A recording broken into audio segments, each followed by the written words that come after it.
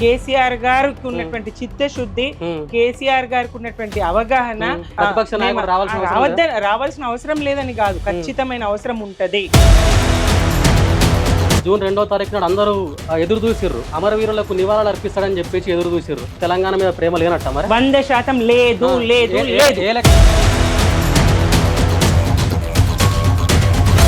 ప్రపంచ ఇంజనీర్లనే అబ్బురపరిచేటువంటి పనితీరు కాళేశ్వరం నిర్మాణం. అంటే స్కామ్ చేయడానికి కానంటున్నారు, స్కామ్ చేయడానికి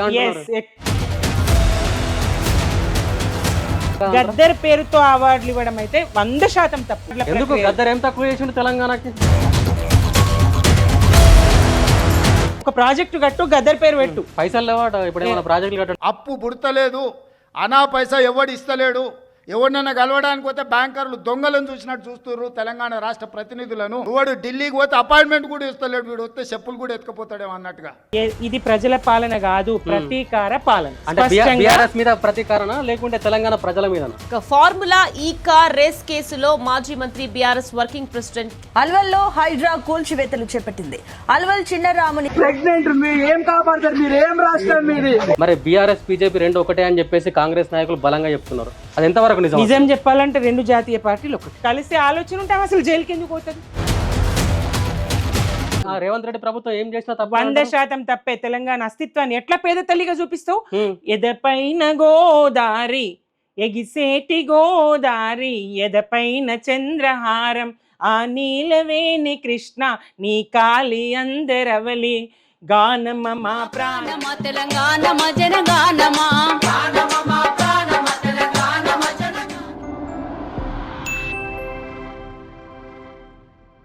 అక్క నమస్తే. నమస్తే. ప్రభుత్వం మీద గట్టిగానే ఫైట్ చేస్తున్నట్టున్నారు. అవును, తప్ప ప్రజల కోసం, ప్రజల పక్షం. మేము బీఆర్ఎస్ ప్రజల పక్షం. ప్రజల కోసం ప్రభుత్వం మీద గట్టి పోరాటమే చేయాలి, తప్పదు. ఎందుకంటే హామీలు అన్నీ తుంగలో దొక్కి 420 హామీలు, 6 గ్యారంటీలు, ఒక్క పథకాన్ని కూడా సక్రమంగా అమలు చేసిన దాఖలాలు లేవు. కాబట్టి ప్రజలు అన్యాయం అయిపోతా ఉన్నారు. కాబట్టి అన్ని వర్గాలకు నష్టం జరుగుతా ఉంది. కాబట్టి ప్రజల పక్షాన, ప్రజల వెనుక ఉండి బీఆర్ఎస్ పోరాడుతుంది, మేం పోరాడు. ప్రభుత్వం గురించి బాగానే మాట్లాడుతున్నారు. బట్ ఏంటంటే మీ పార్టీలో జరుగుతున్న అంతర్యుద్ధం గురించి మీ బీఆర్ఎస్ నాయకులు కూడా ఒక్కరు కూడా ముందుకు రావట్లేదు. మొన్న రీసెంట్గా కవిత మాట్లాడుతూ కేసీఆర్ చుట్టూ దయ్యాలు ఉన్నారని చెప్పేసి అన్నారు. ఎవరు అయి ఉంటారు దయ్యాలు? అయితే ఇది యుద్ధమే కాదు అసలు. మీరు అన్నట్టు ఇది అంతర్యుద్ధమో బాహ్య యుద్ధమో యుద్ధమే కాదు. ప్రభుత్వం ఆ స్వేచ్ఛ ఉంది మాట్లాడుకోవడానికి. సరే, కూతురుగా ఆమె ఏమైనా తండ్రి అంటే అనే చనువు ఉండి ఉండొచ్చు, అనవచ్చు. అప్పటికప్పుడు నోటికి ఏ పదం వచ్చిందో తెలియదు. దయ్యాలు ఎవరు ఉండరు. కేసీఆర్ గారే దేవుడు అని, కేసీఆర్ గారే దేవుడు అన్న సందర్భంలో దేవుడి దగ్గర దయ్యాలు ఎట్లుంటాయి? దయ్యాలనే ప్రశ్న లేదు. బీఆర్ఎస్ లో దయ్యాలనే ప్రశ్న లేదు. సరే, ఆమె ఏ విషయంలో నొచ్చుకున్నదో, ఏ విషయంలో బాధపడిందో తెలియదు. ఆ సందర్భంలో ఎవ్వరూ కాదు, హరీష్ రావు ఎవ్వరూ కాదు, ఎవ్వరూ కాదు, ఎవ్వరూ కాదు. ఎవరి కారణంగా ఆమె చిన్నగా నొచ్చుకున్నారో, ఆమెకే తెలిసి ఉంటది. అది మాకెట్లా తెలిసి ఉంటది?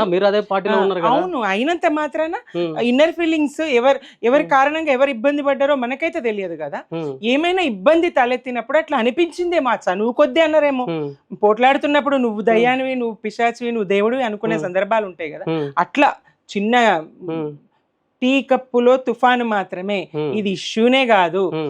ఇంకా దీన్ని ఒక అంశంగా తీసుకొని కాంగ్రెస్ పార్టీ గాని, మీడియా గాని రాష్ట్రంలో సమస్యలే లేవన్నట్టు ప్రజా సమస్యలన్నీ పక్కన పెట్టి డైవర్షన్ పాలిటిక్స్ కి ఇది కూడా ఉపయోగించుకునే కర్మ.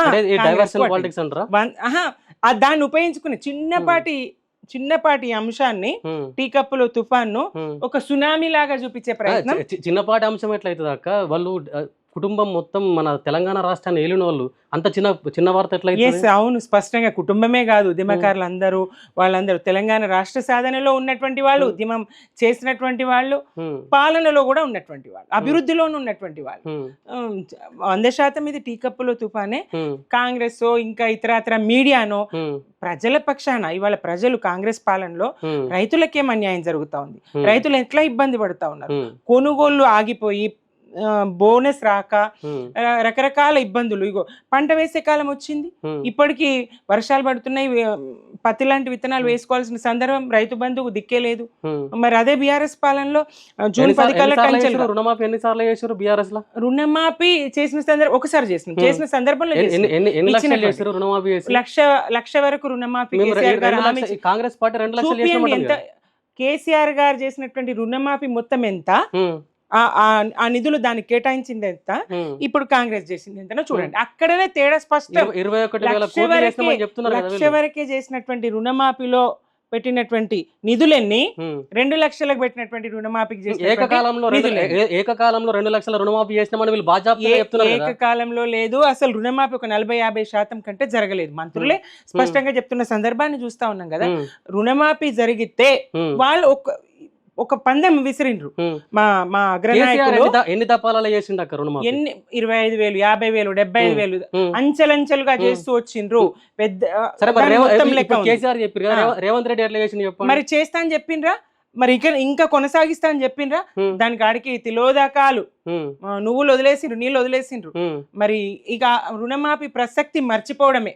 కాంగ్రెస్ పాలనలో రుణమాఫీ అనే ముచ్చట ఒడిసిన అధ్యాయం. ఇక ఆడికి ఆ కథ ఒడిసిపోయింది. మరి రైతు బంధు ఇప్పుడు సమయం అది దిక్కులేదు కదా ఇంతవరకు. మరి పంట విత్తుకునే సమయం కదా. మరి కొనుగోళ్లు ఎంత ఆలస్యం జరిగినాయి చూసినాం కదా. క్వింటాలకు 5-10 కిలోల తరుగుదల రావాలి కదా. మరి ప్రతిపక్ష నాయకుడు వచ్చేసి ఏం జరుగుతుందని చెప్పేసి అడగాలి కదా. మేమందరం ఉన్నాం కదా. అంటే ప్రతిపక్ష నాయకుడు రావాల్సిన అవసరం లేదని కాదు, ఖచ్చితమైన అవసరం ఉంటది. ఆయన ఒక సంవత్సరం ఏడాది కాలం వాళ్ళకి ఇద్దామని ఇచ్చి చూసిండ్రు. పోరాటం ఏడాది తర్వాత కొనసాగిస్తాం, ఏడాది తర్వాత పోరాటం కొనసాగిస్తూనే ఉన్నాము. కేసీఆర్ గారి ఆదేశాల మేరకు మేమంతా ఫీల్డ్ లో ఉన్నాం, రంగంలో ఉన్నాం. ఆదేశాల మేరకు మీరు పనిచేస్తారు. ఎందుకు రాడు? కేసీఆర్ గారు కూడా వస్తారు, ప్రజల పక్షాన కేసీఆర్ గారు కూడా నిలబడతారు. కేసీఆర్ గారికి ఉన్నటువంటి చిత్తశుద్ధి, కేసీఆర్ గారికి ఉన్నటువంటి అవగాహన, ఈ ప్రజల పట్ల ప్రేమ, మమకారము ఎవరికి ఉన్నది చెప్పండి? ఎవరికి ఉండదు. వాస్తవానికి మీరు చెప్పేది వాస్తవమే. కేసీఆర్ కు తెలంగాణ ప్రజల మీద మమకారం ఉంది. వాస్తవానికి మొన్న జూన్ 2వ తారీఖు నాడు అందరూ ఎదురు చూసిర్రు. అరే తెలంగాణ ఆవిర్భావ దినోత్సవం, తెలంగాణ జాతిపిత అని చెప్పేసి కవిత గారు కూడా మాట్లాడారు కదా. అరే తెలంగాణ అమరవీరులకు నివాళులు అర్పిస్తాడని చెప్పేసి ఎదురు చూసిర్రు. ఏది మరి తెలంగాణ తెలంగాణ సాధకుడు కేసీఆర్, తెలంగాణ సాధకుడు కేసీఆర్, తెలంగాణ జాతిపిత కేసీఆర్. తెలంగాణ యావత్తు గౌరవించుకుంటది, జాతిపితగానే గుర్తిస్తది. కేసీఆర్ ఎక్కడున్నా చరిత్రనే. ఇక్కడ హైదరాబాద్ పరిస్థితి చూస్తే 10 ఏళ్ల పాలనలో, 9.5 సంవత్సరాల పాలనలో తాను ఉద్యమ కాలానికి ముందే ఇంట్లో ఉన్నాడు, అదే ఇల్లు. మరి ఆయన ఇప్పుడు ఆ ఇంటికి వస్తే కనుక పరిస్థితులు ఆ వీధి కాల్ చేసి వెళ్ళిపోవాల్సిన పరిస్థితులు ఉంటాయి, అంత ట్రాఫిక్ సమస్యలు ఉంటాయి. ఆయన బయటకు వచ్చి 4 అడుగులు నడిచేటువంటి పరిస్థితి ఉండదు హైదరాబాద్ ఇప్పుడు. ఎందుకంటే కోట్లాది మంది ఆరాధ్య నేత కాదు, కోట్లాది మంది ఆరాధ్య నేత ఇప్పుడు ఆయన ప్రశాంతంగా 10 నిమిషాలు వాకింగ్ చేసుకుని, పంట పొలాల్లో ఒక పలగారేసుకొని పొద్దున్న లేచి పొలం ఒడ్ల మీద ఎక్కడున్నా ఆయన నివాళులు అర్పిస్తూనే ఉంటారు. తప్పకుండా తెలంగాణ అమరులను గుర్తించిన అమరుల కుటుంబాలను గుర్తించి వారికి 10 లక్షల ఆర్థిక సాయం అందించి, ప్రభుత్వ ఉద్యోగం అందించి. లేదు తెలంగాణ బీఆర్ఎస్ ప్రభుత్వం ఏం చేయలేదనే మొన్న రీసెంట్ గా రేవంత్ రెడ్డి ఉద్యమకారులను ఆదుకున్నాడు అని చెప్పేసి అన్నాడు కదా. ఏ రకంగా ఉద్యమకారులకు ఏం హామీలు ఇచ్చిండు రేవంత్ రెడ్డి? ఆ హామీలు ఏ మేరకు నెరవేర్చిండు? ఒక్క శాతం అన్నా. ఈ ఒక 9 మంది కళాకారులను అనుకుంటా వివిధ రంగాల్లో, అది కూడా వాళ్ళకి సన్మానం చేయడమే. 9 మందేనా యావత్తు తెలంగాణలో? 9 మందేనా? ఒక 20 మందికి ఇచ్చుకుంటే ఏమైతుంది? విమలక్క లేదా? ఆమె ఉద్యమ కళాకారురాలు కాదా? గద్దర్ కుటుంబాన్ని పట్టించుకున్నారు. గద్దర్కి ఎంత మర్యాద ఇవ్వాలనో కేసీఆర్ గారు ఇచ్చిండ్రు. ఆయనను చాలా సందర్భాల్లో గుర్తించినటువంటి సందర్భం ఉన్నది. అమరుల కుటుంబాలను గుర్తించిండ్రు, కళాకారులను. అందశ్రీ అందశ్రీ గారిని కూడా గుర్తించిండ్రు. ఆయన రాసినటువంటి గీతాన్ని కేసీఆర్ గారు స్వరపరిచి తెలంగాణ ఉద్యమంలో దాన్ని ఒక భాగం చేసిండ్రు కదా. ఇవాళ ప్రతి స్కూల్లో మీరు జాతీయ గీతంగా రాష్ట్ర గీతంగా ప్రకటించకున్నా ప్రతి స్కూల్లో పాడుకుంటున్నారు జయ జయ హే తెలంగాణ అంటే కేసీఆర్ గారి కారణమే కదా. ఎక్కడ రాష్ట్రాల చరిత్రలో రాష్ట్రాల గీతాలుగా ప్రకటించుకున్న సందర్భాలు లేవు రాష్ట్రాల చరిత్ర. ఇంకొకటి, ఆయన అనుమతించలేదు. ఆయన చాలా పెద్దగా పాట రాసిండ్రు, అనేక చరణాలు ఇంకా ఉన్నాయి. ఆ చరణాలన్నింటినీ కలిపి చేయాలని ఆయన కేసీఆర్ గారు ఆయన చరణాలు ఇంకో 2 చరణాలు అంటే కొన్ని తొలగించి 2 చరణాలు తాను చేర్చి ఈ పాటను రామకృష్ణ గారితో బాలసుబ్రహ్మణ్యం గారు నిరాకరిస్తే సుఖశాంతుల తెలంగాణ, ప్రత్యేక రాష్ట్రమే తెలంగాణ ఉండాలి, సుఖశాంతుల తెలంగాణ ఉండాలనేటువంటి ఆ చరణం కారణంగా బాలసుబ్రహ్మణ్యం గారు పాడడానికి నిరాకరించి తాను తీసుకున్నటువంటి అడ్వాన్స్ వాపస్ ఇచ్చింది.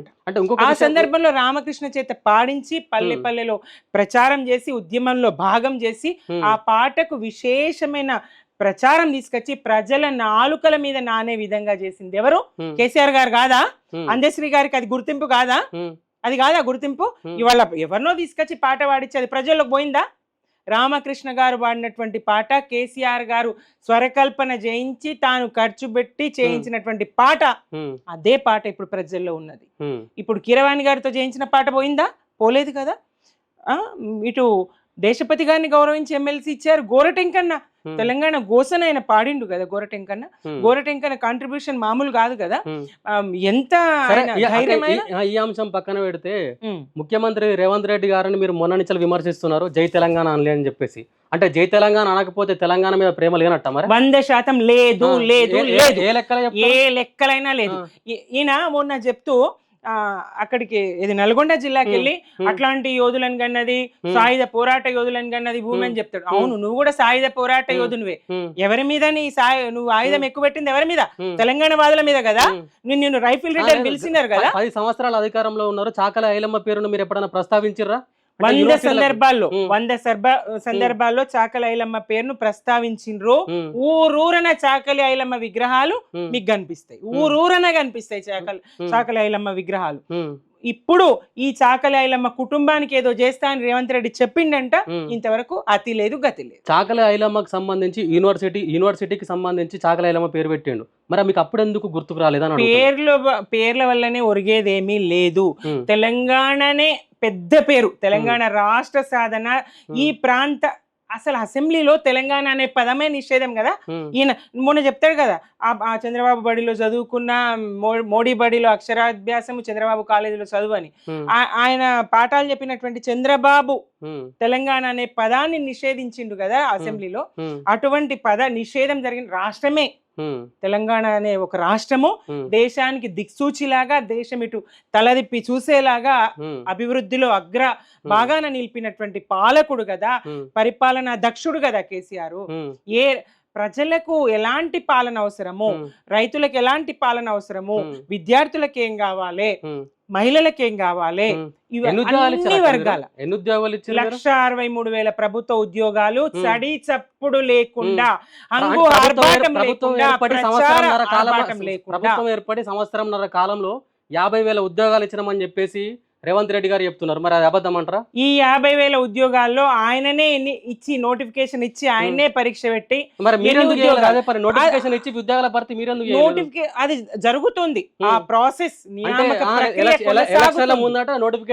ఎలక్షన్స్ ముందర కాదు, కరోనా లాంటి కష్టకాలాన్ని కూడా అధిగమించినాం. ఇంకొకటి, రాష్ట్రపతి ఉత్తర్వులు ఏదైతే నినాదం మన కొలువులు మా కొలువులు మాకు కావాలి, మన కొలువులు మనకే, తెలంగాణ కొలువులు అనేటువంటి ఏదైతే ప్రధాన డిమాండ్ ఉందో అది నెరవేరడానికి రాష్ట్రపతి ఉత్తర్వుల కోసం సార్ ఎంత ప్రయత్నం చేశారు కేసీఆర్ గారు. ఆ ఉత్తర్వులు తీసుకొచ్చి 95% ఉద్యోగాలు తెలంగాణ ప్రజలకే ఈ రేవంత్ రెడ్డి గారు కాంగ్రెస్ పార్టీ ఏవైతే అనేకమైనటువంటి మోసపూరితమైనటువంటి ఉద్యోగాలు కరెక్ట్ ఇస్తే నిరుద్యోగులు వాళ్ళ మాటలు ఎందుకు? నిరుద్యోగులను రెచ్చగొట్టిండ్రు. తరగతి గదిని ఒక పవిత్రమైనటువంటి దేవాలయంగా, దేశ భవిష్యత్తు తీర్చిదిద్దబడేటువంటి ఒక స్థలంగా, దేశ భవిష్యత్తు నిర్మాణం జరిగే పవిత్ర స్థలంగా తరగతి గదిని చూస్తారు. అక్కడ పోయి విద్వేషపు పాఠాలు చెప్పిండ్రు ఎవరు? కోదండరామ్ గారు. అందరూ కలిసి కుట్ర చేసి బీజేపీ కాంగ్రెస్ ఇద్దరు కలిసి కుట్ర చేసి మరి కేసీఆర్ బలమైన నాయకత్వం ఎక్కడో ఉన్నటువంటి ఎంత ఎత్తుకు నీళ్ళనెత్తిపోయగలిగాడు. ప్రపంచ రికార్డు అది. మరి వాళ్ళ తెలంగాణ ఇంజనీర్లే కాదు, ప్రపంచ ఇంజనీర్లనే అబ్బురపరిచేటువంటి పనితీరు కాళేశ్వరం నిర్మాణం. ఎట్టి పరిస్థితుల్లో అక్కడ స్కామ్ జరగలేదు, కాగ్ నివేదిక ఉన్నది. ఇంకొకటి అతి తక్కువ నిర్మాణ వ్యయం కదా అది. అంచనా వ్యయం పెరిగినటువంటి ప్రాజెక్టుల నిర్మాణం చూస్తే చాలా తక్కువ నిర్మాణ వ్యయం. మేడిగడ్డకు ఎందుకు మార్చిరని చెప్తే సమాధానాలు చెప్పలేకపోతున్నారు కదా. 100% చెప్పిర్రు. మొన్న పవర్ పాయింట్ ప్రెజెంటేషన్ లో చెప్పిండ్రు. నిన్న ఘోష్ కమిషన్ ముందర కూడా నాటి నీటిపారుదల ఉద్యమకారులు పనితీరుకు పర్యాయపదమైనటువంటి హరీష్ రావు గారు స్పష్టంగా కాళేశ్వరంలో ఏం అవినీతి జరగలేదంటారా? ఎంత శాతం జరగలేదు, చాలా తక్కువ పెట్టుబడులతో అతి స్వల్ప కాలంలో 4 సంవత్సరాల్లో ఆ ఫలాలు అందేటట్టుగా, ఆ పంట అందేటట్టుగా భూగర్భ జలాలు ఎక్కడి వందలాది బోర్లు వేసినటువంటి చరిత్ర ఈ గడ్డకున్నది. ఎంత దుఃఖం, ఎంత బాధ. ఈ రైతులు కన్నీళ్లు, నీళ్ళని చూడలే, కాలువల నీళ్ళని చూడలే, కళ్ళల్లో నీళ్లు చూసిండ్రు. నీళ్లు ఇంకిపోయినాయి, అటు భూగర్భంలో నీళ్ళు లేవు, ఇటు కళ్ళల్లో నీళ్ళు లేవు. అట్లాంటి పరిస్థితి తెలంగాణ రైతులది. వ్యవసాయమే దండుగా అన్నటువంటి పరిస్థితి చంద్రబాబు. అటువంటిది పండగలాగా వ్యవసాయాన్ని మార్చిండు కదా. అన్నదాతకు అన్ని తానై నిలబడ్డాడు కదా కేసీఆర్. వ్యవసాయ స్థిరీకరణ చేసిండు కదా. ఎన్ని ఎకరాలు మొత్తం తెలంగాణకు ప్రత్యక్షంగా పరోక్షంగా తెలంగాణ యావత్తుకు మేలు జరిగింది. కేసీఆర్ పాలన వల్ల, కాళేశ్వర నిర్మాణం వల్ల ప్రత్యక్షంగా పరోక్షంగా మొత్తం తెలంగాణకు సాగు విస్తీర్ణం ఎంత పెరిగిందో తెలుస్తలేదా? ఎంత మీరు ఏం చేసిండ్రు? చెరువుల పూడిక తీసిన పాపాన పోయినరా? మరి కాకతీయులు నిర్మించినటువంటి ఆ చెరువులను మిషన్ కాకతీయ పేరుతోనే పూడిక తీసి బాగు చేసి ఆ కట్టలన్నీ మళ్ళీ పోసుకొని మరమ్మతు చేసుకొని మరి ఎట్లా తాంబాలలాగా అయిపోయినుండే, మళ్ళా గంగాలలాగా నీటి నిల్వ క్షేత్రాలు కేసీఆర్ వల్లనే అయినారంటారు. 100% కేసీఆర్ వల్లనే. తెలంగాణకు ముందస్తుగా ఏంటి, మొదటి ప్రాధాన్యత ఏంటి, ఆ ప్రాధాన్యతలు అవి గుర్తించి దఫదఫాలుగా, అంటే మొదట నీళ్లు, విద్య, వైద్యం, ఒక్కొక్క రంగం మీద దృష్టి పెట్టి, పారిశుద్ధ్యం, పచ్చదనం పెంపు, అన్ని అవార్డులే కదా. ఇవన్నీ మంచిగానే చేసిర్రు. 10 సంవత్సరాలలో ఎప్పుడైనా సరే, అంటే మీరు అధికారం కోల్పోయే ముందైనా సరే అక్కడ సచివాలయం ముందట తెలంగాణ తల్లి విగ్రహం పెడదామని ఎప్పుడు అనుకోలేదు. ఇలా రేవంత్ రెడ్డి ప్రభుత్వం తెలంగాణ తల్లి విగ్రహం పెడితే దాని మీద ఎందుకు మండిపడుతారు గట్టిగా? ఆయన తెలంగాణ తల్లిని పూర్తిగా మార్చేసి ఒక పేద తల్లిగా పెడితే ఎట్లా? ఉద్యమ కాలంలో ఊరూరా, నేను కూడా 2010లో మా ఊర్లో విగ్రహాన్ని ప్రతిష్ఠించుకొని ఏర్పాటు చేసుకుని ఈ కేసీఆర్ గారు ఉద్యమ దళపతి, ఆయన పిలుచుకొని ఆయన చేతుల మీద ఆవిష్కరణ చేసుకున్నారు. రేవంత్ రెడ్డి ప్రభుత్వం ఏం చేసినా 100% తప్పే. తెలంగాణ అస్తిత్వాన్ని ఎట్లా పేద తల్లిగా చూపిస్తావు? ఎదపైన గోదారి, ఎగిసేటి గోదారి, ఎదపైన చంద్రహారం, ఆ నీలవేణి కృష్ణ, నీ కాలి అందరవలి, గానమ్మ మా ప్రాణమ్మ తెలంగాణమ్మ జనగానమ్మ అని పాడుకున్నాం కదా. ఆ గోదావరి ఎదపైన చంద్రహారం అనుకున్నాం కదా, ఆ కృష్ణవేణి కాలి అందెల రవలి అనుకున్నాం కదా. అటువంటి తెలంగాణ తల్లిని ఎట్లా పేద తల్లిగా చూపిస్తావు? ఎందుకు మరి అందాల రాణులకు ఇట్లా కిరీటం పెడతావు? తెలంగాణ తల్లికి ఎందుకు కిరీటం ఉండదు? మళ్ళీ మీ ప్రభుత్వం అంతా తీసేస్తారా? తీసేసుడేమున్నది? తీసేసుడేమున్నది? అసలు ఆడబెట్టిందని ఒకటే ఒక విగ్రహం కదా, ఒకటే ఒక విగ్రహం కదా. ఇదే కేసీఆర్ గారు రూపొందించలేదు. తెలంగాణ రూపశిల్పి కేసీఆర్ గారు కాదు, అందరి సమక్షంలో ఉండి కూర్చొని ఆ రూపశిల్పి చేసిన దానికి ఇంకేమన్నా మార్పులు చేర్పులు, తెలంగాణ తల్లిని రూపొందించినటువంటి దాని మార్పులు చేర్పులు చేసి అందరి ఆమోదంతో నిర్ణయానికి వచ్చి ఇట్లా ఉండాలి, ఊరూరికి ఒక మోడల్లో ఉంటే బాగుండదు అని చెప్పేసి ఒక నిర్ణయానికి వచ్చి ఇది చేయడం జరిగింది. ఆ విగ్రహాలు ఇప్పుడు ఊరూరన వీధి వీధిన ఉన్నాయి. ఏ విగ్రహాన్ని మారుస్తావు? కొత్త విగ్రహాలు ఏడబెడతావు? ఎక్కడ పెట్టినవు? అసలు ఎక్కడ పెట్టినవు? అసెంబ్లీ నిర్మాణం అప్పుడే జరిగింది. నిర్మాణం తర్వాత పెట్టుకోవాల్సి ఉన్నది. అంచెలంచెలుగా పని జరుగుతా ఉంది. 125 అడుగుల ఎత్తుల అంబేద్కర్ విగ్రహాన్ని పెట్టుకున్నాం కదా, రికార్డు కదా, దేశంలో ఎక్కడా లేని విధంగా మొదటిసారి మనం పెట్టుకున్నాం ఇక్కడ. ఎంత అద్భుతం! ఆ అంబేద్కర్ విగ్రహానికి పిడికెడి పూలు చల్లడు, ఆయన వర్ధంతి నాడు పోడు, జనవరి 26 నాడు పోడు, ఏ సందర్భంగా పోడు. చివరిగా మేము ఒక అల్టిమేటం, మీ నాయకుడు అసలు అసెంబ్లీకి రావట్లేదు అని చెప్పేసి ఇవన్నీ మాట్లాడుతున్నారు కదా. లేదు, ఈ అసెంబ్లీ, రేవంత్ రెడ్డి అసెంబ్లీ ఎలాంటి చర్చలు జరుగుతున్నాయి, ప్రజలకు అక్కెరకచ్చే ఒక్క మాట అక్కడ చర్చ జరుగుతా ఉన్నదా? ప్రజలకు ఉపయోగం అక్కడ మాట్లాడాల్సిన అంశమేనా? తొక్కిసలాట్లో ఒక యువతి సినిమా చూడడానికి పోయి, అదో యుద్ధానికి పోయో మరో దానికి పోయో కాదు, సినిమా చూడడానికి వెళ్ళినటువంటి యువతి దురదృష్టకరం, చావు విచారకరం. చర్చ చేస్తారా? ఈ సినిమాల గురించి వచ్చింది కాబట్టి ఒక టాపిక్ వచ్చింది.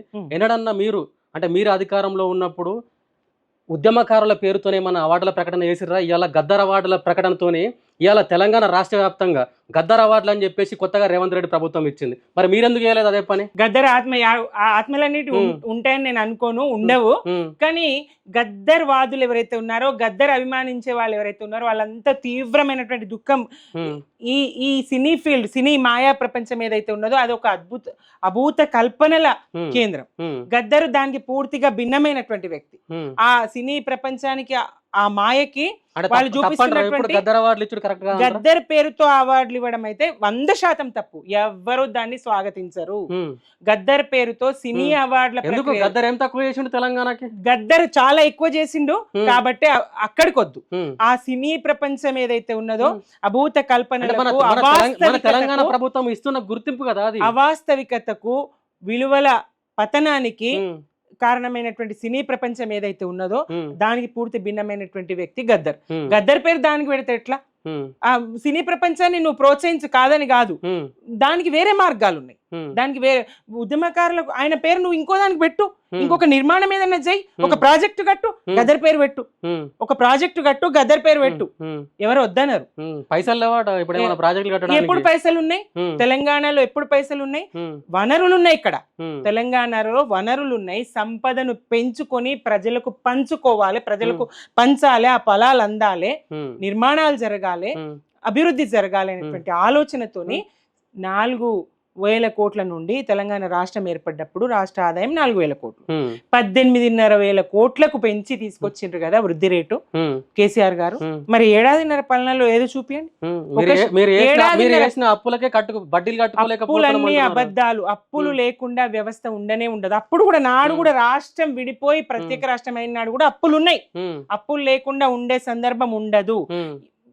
అప్పు తెచ్చి ఏం పని చేసినామో స్పష్టంగా లెక్కలు చెప్పగలుగుతాం. ప్రాజెక్టు నిర్మాణానికి ఎన్ని పట్టినాయి, రోడ్లకు ఎన్ని పట్టినాయి, భవనాలకు ఎన్ని పట్టినాయి, నూతన జిల్లాలు ఏర్పాటు చేసుకొని అక్కడ మరి జిల్లా కలెక్టర్ కార్యాలయాలు ఆధునీకరణ, ఒక రాష్ట్ర సచివాలయం ఉన్నట్టుగా కలెక్టర్ కార్యాలయాలు ఉన్నాయని మెచ్చుకున్న సందర్భాలు చూసినాం. అటువంటి కలెక్టర్ కార్యాలయాలు, ఎస్పీ కార్యాలయాలు, కొత్త మండలాలు, మండల కార్యాలయాలు, జిల్లా పరిషత్లు నిర్మాణాలు జరిగినాయి. ఇవన్నీ గొప్పలు చెప్తున్నారు మీరు మీ ప్రభుత్వం గురించి. ఇక్కడ కేటీఆర్ గారు ఏమంటున్నారు అంటే ఇంకో 3 ఏళ్ళ మళ్ళీ వచ్చేది మా ప్రభుత్వం అని అంటున్నారు. మరి అది సాధ్యమయ్యే ముచ్చటేనా? నెక్స్ట్ మీ ప్రభుత్వం వస్తుందా మళ్ళా? 100%. నెక్స్ట్ 3 సంవత్సరాలు కాదు, ఇప్పుడు ఎన్నికలు వచ్చినా. ఎందుకంటే తెలంగాణ ప్రజలు ఆలోచనతో చెప్తున్నాం. ఒక్క ఊరు, ఒక్క వీధి ఏదైనా తీసుకోండి, ఎక్కడిని ప్రజల్ని కదిలించి చూడండి మీరు. ఇక్కడ మన నాయకులతో మాట్లాడడం కాదు. సరే, నేను బీఆర్ఎస్ నాయకురాలిగా కాంగ్రెస్ నాయకులు ఏం చెప్తున్నారు అంటే మీరు సోషల్ మీడియా ద్వారా ఫేక్ ప్రచారాలు చేస్తున్నారని చెప్తున్నారు. ఏదైతే చేసి వాళ్ళు అధికారంలోకి వచ్చిండ్రో వాళ్ళు దాన్నే అదే ఆలోచనలు వస్తాయి కదా. దొంగతనంగా వచ్చిన వాళ్ళకి 1% కూడా ఫేక్ ప్రచారము బీఆర్ఎస్ చెయ్యదు. ప్రజలే కాంగ్రెస్ వైఫల్యాలను ఎండగడతా ఉన్నారు. సాధారణమైనటువంటి మహిళలు, సాధారణమైనటువంటి రైతులు, ఏ మాత్రం అక్షర జ్ఞానం లేనటువంటి సమాజంలో ఉన్న ఏ వయసు వాళ్ళనైనా తీసుకోండి, ఎవరితోనన్నా మాట్లాడండి, వెళ్దాం మీరు పక్కన నేనుండి, నేను ఎవరో తెలియని చోటుకి వెళ్ళి పక్కన నేనుండి మీరు మాట్లాడుతూ ఉండండి, ఏం చెప్తారో ప్రజలు వినండి. ప్రజలందరిలో సంతృప్తిగా లేరంటారా? ఎట్టి పరిస్థితులు లేరు, అన్ని వర్గాలు బాధ. మరి ఎందుకు కాంగ్రెస్ నాయకులు మా పాలనలోనే ప్రజాపాలన అని చెప్పేసి అంటున్నారు? ఇది ప్రజాపాలన కాదని మొన్న రేవంత్ రెడ్డి గారు స్వయంగా చెప్పిండ్రు కదా. ఇది ప్రజాపాలన కాదు, ప్రతీక నా లక్ష్యం. వినండి, నా లక్ష్యం ప్రజాస్వామ్యంలో, దేశంలో ఎక్కడ చూసినా ప్రజాస్వామ్యంలో ప్రజాపాలన అంటారు దాన్ని. ప్రజల నుంచి నువ్వు ఎమ్మెల్యే కావచ్చు, నేను ఎమ్మెల్యే కావచ్చు, ఎవరైనా కావచ్చు, ప్రజల్లోంచే కదా వచ్చేది. రాజుల కుటుంబాల్లోంచో ఇంకోటో కాదు కదా. ఇక్కడ ప్రజల్లోంచే పాలకులు వస్తారు కాబట్టి ప్రజాస్వామ్యం అంటేనే ప్రజల కోసం, ప్రజల చేత ఎన్నుకోబడినటువంటి, ప్రజలే పాలకులుగా ఉన్నటువంటి ప్రభుత్వాలు కదా. కొత్తగా దానికి ప్రజాపాలన అని పేరు పెట్టే అవసరం అయితే లేదు. అట్లా పెట్టి కాదు అని కూడా మళ్ళీ ఆయనే చెప్తా ఉన్నాడు. నాకు వేరే లక్ష్యము లేదు, వేరే ఉద్దేశము లేదు, నేను కేవలం కక్ష సాధించడానికి తొడగొట్టిన మీసం అంటే మెలేసిన గత 10 సంవత్సరాలలో వినండి మీసం మెలేసిన తొడగొట్టిన దించాలనుకున్నా దించిన అయిపోయింది. ఇంతకన్నా వేరే ఏం లేదు, ఇంతకన్నా వేరే ఏం లేదట ఆయనకు. ప్రజల్ని పాలించడం కాదు, ప్రజలకు మేలు చేయడం కాదు, కేసీఆర్ గారిని ఓడించడం కంటే బిఆర్ఎస్ ను ఓడించడం కంటే ఆయనకు వేరే లక్ష్యమే లేదట. ఆయనకు వేరే లక్ష్యమే. ప్రజలకు బాగుకోరవా నువ్వు? ప్రజలకు పాలన చేయవా నువ్వు? వాళ్ళకి వసతి సౌకర్యాలు అందించవా? అట్లానే ప్రజాభవన్ పెట్టిండా? పేరు మార్చి నువ్వేం చేసినావు? అక్కడ కేసీఆర్ గారే నివాసం ఉన్నారు. ఏది మరి నువ్వు ఉండవు? నువ్వెందుకు అక్కడ ఉండవు? మరి గత 10 సంవత్సరాలలో అదే ప్రజాభవన్ ఎందుకు పెట్టలేదు? ప్రగతి ప్రజలమే, ప్రజలకు కావాల్సింది ప్రగతి. దాని పేరు ప్రగతి పెట్టి అక్కడ నుంచి ప్రగతి జరుగుతుంది.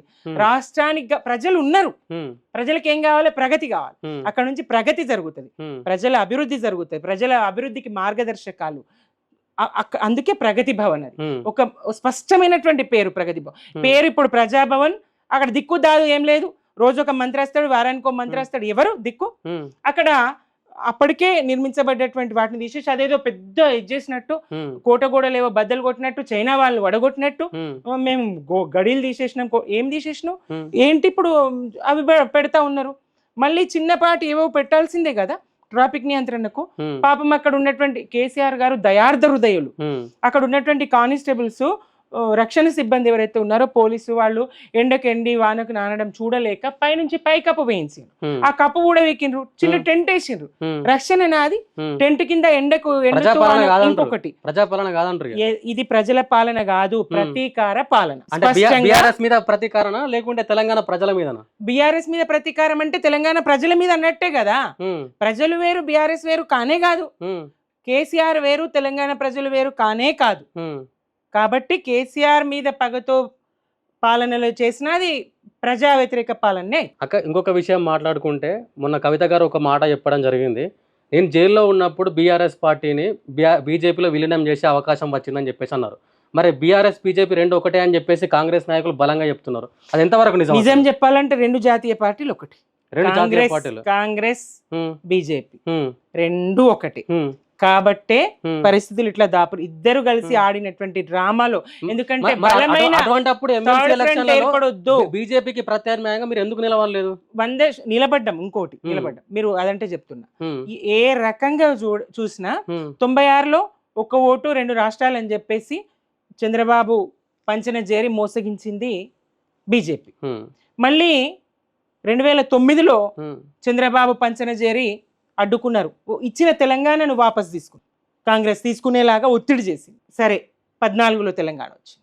వచ్చిన సందర్భంగానన్నా ఒక్కసారన్నా ఇంతవరకు సూటి ప్రశ్న, నేను మోడీ గారు తెలంగాణకు అనుకూలంగా ఒక్క మాటనన్నా మాట్లాడిండ్రా? తెలంగాణ రాష్ట్ర ఏర్పాటును స్వాగతిస్తూనో సమర్థిస్తూనో ఒక్క చోటైనా చిన్న పదమైనా మాట్లాడిండ్రా? ఆయన మాట్లాడకపోతే పోయి మనం మాట్లాడుకునే లేదా? అంత లేదా మనకు? మనం మాట్లాడు కాదు.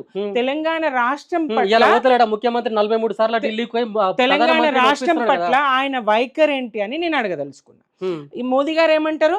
తల్లిని చంపి బిడ్డను బతికించింది. మళ్ళీ ఒక చోట ఈ రాష్ట్రంలో వచ్చి మాట్లాడడం కాదు, కర్ణాటకకు పోయి ఆ మాట చెప్తాడు. ఇంకో సందర్భంలో తలుపులు మూసి తెలంగాణ ఇచ్చిందంట. ఇంకో చోట పోయి చీకట్లో తెలంగాణ ఇచ్చిందంట. ఈ రాష్ట్రాన్ని ఎట్టి పరిస్థితిలో అంగీకరించలేదు. రాష్ట్ర ఏర్పాటును ఇప్పటి వరకు కూడా సానుకూల వైఖరి లేదు. వ్యతిరేకతనే మోదీ గారు మాట ఎందుకు ప్రస్తావించారు? ఎట్టి పరిస్థితుల్లో కలిసే అవకాశమే లేదు. ఎందుకు ఆమెకి ఎట్లా అనిపించిందో తెలియదు. కలిసే ఆలోచన ఉంటే అసలు జైలుకి ఎందుకు పోతుంది? కవిత చిన్నగా ఆమెకు అర్థం కావాలి. కవిత గారికి అంటే కవిత గారికి అర్థం కావాలి. అసలు బీజేపీలో ఎవరైతే మహా దొంగలు, దేశాన్ని లూటీ చేసినటువంటి వాళ్ళు, బ్యాంకులను లూటీ చేసినటువంటి వాళ్ళు బీజేపీకి వత్తాసు వలుకుతే వాషింగ్ పౌడర్ నిర్మాణి స్పష్టం కదా. బీజేపీకి అనుకూలంగానో, బీజేపీలో పొత్తుగానో, బీజేపీలో కలిసే విధంగానో బీఆర్ఎస్ ఉంటే అసలు కవిత గారి మీద కేసు ఎందుకు అవుతుంది? అన్ని నెలలు జైల్లో ఎందుకుంటారు? అది అవాస్తవం, పూర్తిగా కవిత గారిది పొరపాటు అంటారు. అది ఏ అవగాహనతో తను మాట్లాడినరో కానీ అదైతే అవాస్తవం.